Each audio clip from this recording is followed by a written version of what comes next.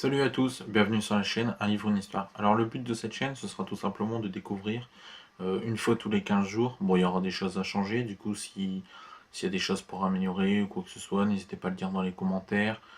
Si vous avez aimé la chaîne, n'hésitez pas à mettre éventuellement un pouce bleu, pourquoi pas partager.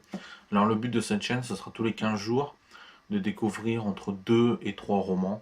Voilà, parce qu'avec le travail à côté, j'aurais pas forcément le temps de faire plus. Mais bon, déjà 2-3 romans tous les 15 jours, c'est déjà pas mal. Alors principalement, ce sera du thriller, roman d'action, roman d'aventure, roman historique, comme du Ken Follett par exemple. Un peu de roman graphique,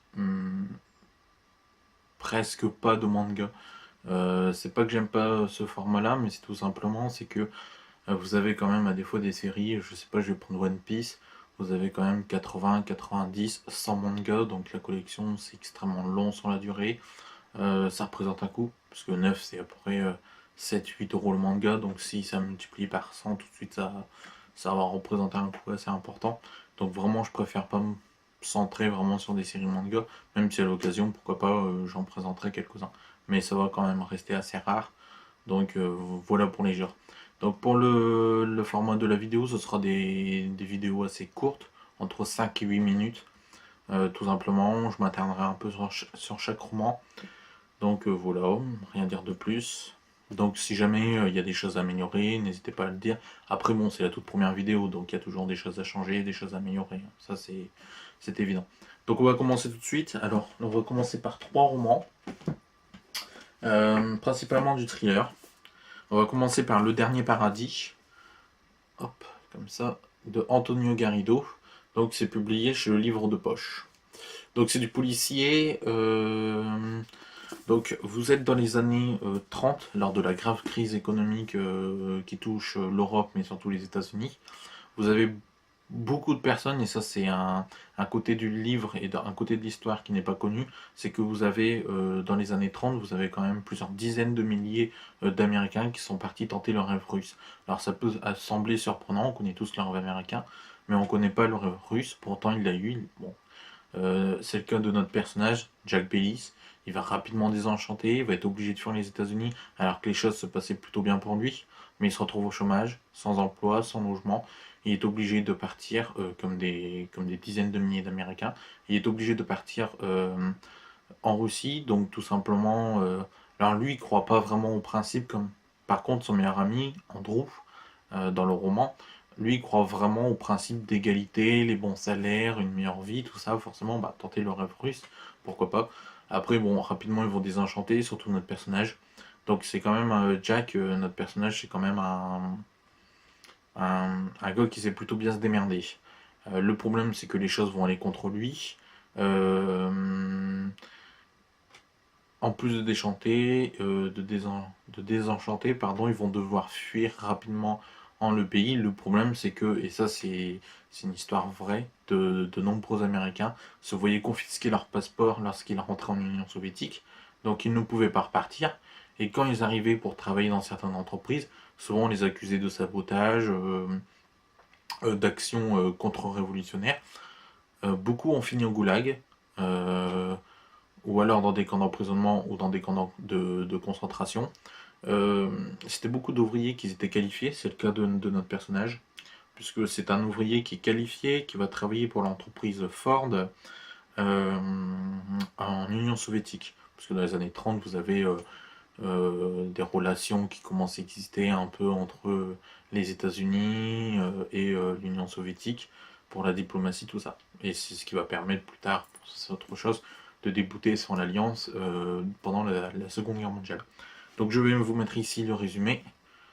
Hop, ça sera peut-être plus simple. Donc je sais pas si c'est bien cadré. Hop, comme ça, bon, de toute façon ça sera retouché. Hop, donc n'hésitez pas à mettre en pause, à zoomer si vous pouvez. Alors, attendez, je vais me permettre.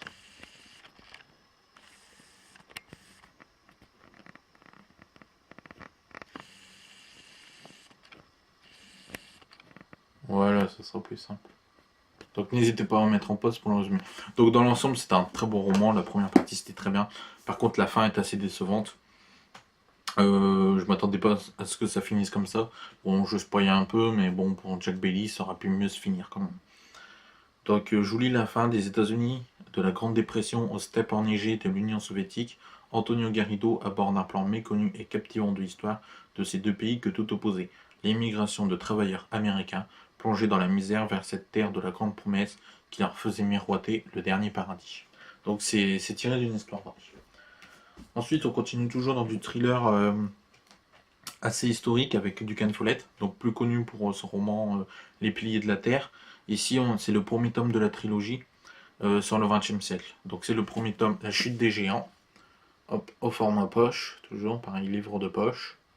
Donc hop, je vous mets le résumé. N'hésitez pas à mettre en pause. Hop. Donc vous avez 5 familles qui vont se retrouver confrontées au début du XXe siècle, dans les événements du début du XXe siècle.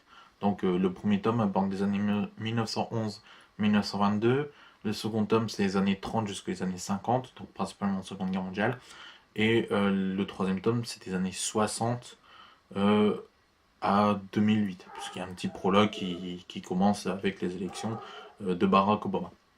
Donc dans celui-ci, vous avez 5 familles. Le but, c'est que 5 familles vont se croiser à travers les destins du XXe siècle. Donc dans le premier tome, c'est pour la Première Guerre mondiale.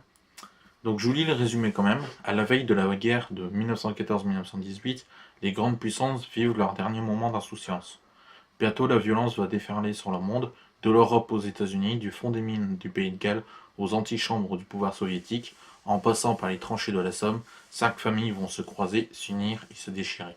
Passion contrariée, jeux politiques, trahison, cette fresque magistrale explore toute la gamme des sentiments à travers le destin de 5 personnages exceptionnels. Donc on a Billy et Ethel Williams, qui viennent du milieu ouvrier des mineurs du Pays de Galles. On a Lady Maud Fitzbear, pardon, qui est comment dire, une riche famille anglaise dans l'aristocratie anglaise. On a Grigory et Lev Pechkov, qui sont deux Russes qui vont reconnaître les mouvements Première Guerre mondiale, mais aussi la Révolution russe en 1917. Et Walter von Heinrich, vous l'aurez deviné, c'est une famille allemande. Donc toutes ces familles vont braver les obstacles, s'aimer, survivre, tenter de survivre, de changer le monde. C'est entre une saga historique et roman d'espionnage. Donc mon avis, donc c'est vraiment un très très beau roman, donc c'est un sacré pavé par contre. Ken Follett, il est assez connu pour ses romans qui font au minimum 900 pages. Bien souvent, on arrive sur du 1000, 1200. Il me semble même que vous avez Un monde sans fin. Hop, qui fait presque 1300 pages. 1334 pages. Donc hop, je vous mets quand même en même temps. Donc ça c'est la suite des Piliers de la Terre. C'était pour vous montrer. Bon, pour ceux qui connaissent, je l'ai eu sur mon Mox. Je l'avais payé 3,50€. Donc sur mon Mox, n'hésitez pas à y aller, il y a vraiment de très bons prix. Bon, c'est du roman d'occasion, hein, mais vraiment vous avez des bons prix et surtout à partir de 15€, vous n'avez pas de frais de port. Donc ça c'est pour La Chute des Géants, donc vraiment un avis qui est très très positif. J'ai hâte de découvrir le second tome. Je l'ai dans ma pelle, c'est L'Hiver du Monde. Donc pareil au format poche également. Donc c'est vraiment un très très bon roman. En plus le prix même neuf c'est plus que correct, 11€ quand même pour des romans qui font plus de 1200 pages, qui sont vraiment d'une qualité assez impressionnante. Ken Follett est vraiment un grand auteur. Et enfin pour finir, pour le dernier roman de cette première vidéo, donc il y aura des choses à changer, hein, ça je le sais déjà. Donc c'est du Yann Manouk, cette fois-ci c'est du policier. Le titre c'est Yrul Delger, hop, qui est le prix des lecteurs en 2015. Hop là. Donc je vous mets le résumé tout de suite, n'hésitez pas à mettre en pause. Hop, c'est mieux pour ce format-là. Alors, Yrul Delger, c'est tout simplement un commissaire qui vit en Mongolie, puisqu'on va suivre une histoire d'un policier qui va se passer en Mongolie. C'est assez différent de ce qu'on voit, mais on avait quand même Ian Ranking pour l'Écosse, on avait du Joe Norbert pardon, pour l'Islande, donc qui est vraiment entre guillemets l'auteur du policier qui est vraiment très connu. Il faut dire que les pays du Nord sont plutôt bien représentés dans le format policier. Moins en France, même s'il y a quelques bons auteurs, qui sont quand même moins connus. Aux États-Unis, vous avez Michael Connelly, John Grisham, donc beaucoup d'auteurs qui ont quand même vu leur livre adapté au cinéma. Donc dans ce roman-ci, on a Yerel Delger qui apprend que 3 Chinois ont été découpés au cutter dans une usine près d'Oulan-Bator. Quelques heures plus tard, dans la steppe, il déterre le cadavre d'une fillette aux boucles blondes, agrippée à son tricycle rose, enterrée depuis plus de 5 ans. Donc, comme vous l'avez compris, bon, c'est format assez classique, hein, c'est du policier, vous avez 2 enquêtes qui semblent au début, qui n'ont rien à voir, qui sont même parallèles, et qui pourtant vont finir par se croiser. Le point fort de ce roman, c'est vraiment le personnage principal, c'est vraiment sa vie qu'il a eue, la vie dans le roman. On s'attache très facilement au personnage, et surtout vous avez la place des femmes dans la société qui est vraiment pas mal. Et surtout ça nous donne une autre idée, une nouvelle idée de la Mongolie. La Mongolie qui est quand même, pour les Occidentaux, un pays qui semble un peu arriéré, attardé. Là, c'est pas le cas, vous avez vraiment un pays qui commence à se capitaliser, mais qui reste assez entraîné, assez attaché à ses valeurs et à ses cultures. Donc voilà, donc c'est vraiment un très bon roman que je vous conseille vraiment de lire si vous voulez commencer par du policier. C'est plutôt léger, mais on s'attache très facilement au personnage et vraiment la fin est assez impressionnante. Donc c'est vraiment un coup de cœur. J'ai pas eu de déception ce mois-ci.